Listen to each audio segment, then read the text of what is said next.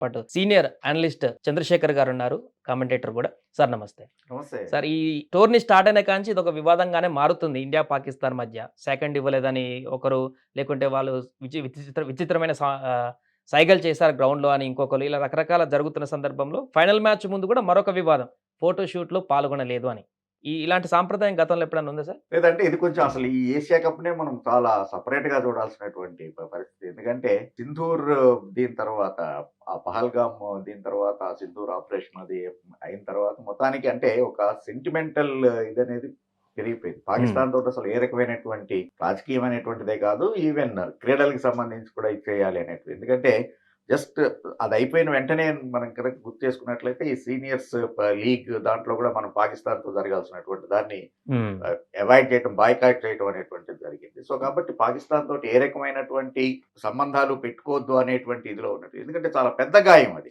తొందరగా మానేటువంటి గాయం కాదది పహల్గామ్ దాడి అనేటువంటిది, అటాక్ అనేది. సో, అందుకని అందరూ కూడా పాకిస్తాన్ మ్యాచ్‌లని అవాయిడ్ చేయాలి, అసలు బాయ్‌కాట్ చేయండి, ఆడాల్సిన అవసరం ఏంటి అనేటువంటి ఇదిలో ఆ రకమైనటువంటి సెంటిమెంట్‌లో ఉన్నటువంటి సందర్భంలో సరే, క్రీడలకు సంబంధించినటువంటి లాజిస్టిక్స్ వేరుంటాయి. అది వేరు. ఎందుకంటే still everyone believes that sports persons are the real ambassadors. నిజమైనటువంటి దౌత్యవేత్తలు ఎవరు అంటే గనుక క్రీడాకారులు అనేటువంటిది, క్రీడల ద్వారానే ఆ రకమైన సంబంధాలని మెరుగుపరుచుకోవాలనేటువంటిది ఈవెన్ పోఖ్రాన్ దాడి తర్వాత కూడా గుర్తు చేసుకుంటే గనుక దాన్ని మనం కొంత మొదట్లో వ్యతిరేకించినా కూడా క్రీడల జోలికి వెళ్ళొద్దు అనేటువంటి దాంతోటి మనం యాక్సెప్ట్ చేసాం. సో, అందుకని అలాంటి తరుణంలో ఆడటం అనేటువంటిది ఆడతాము.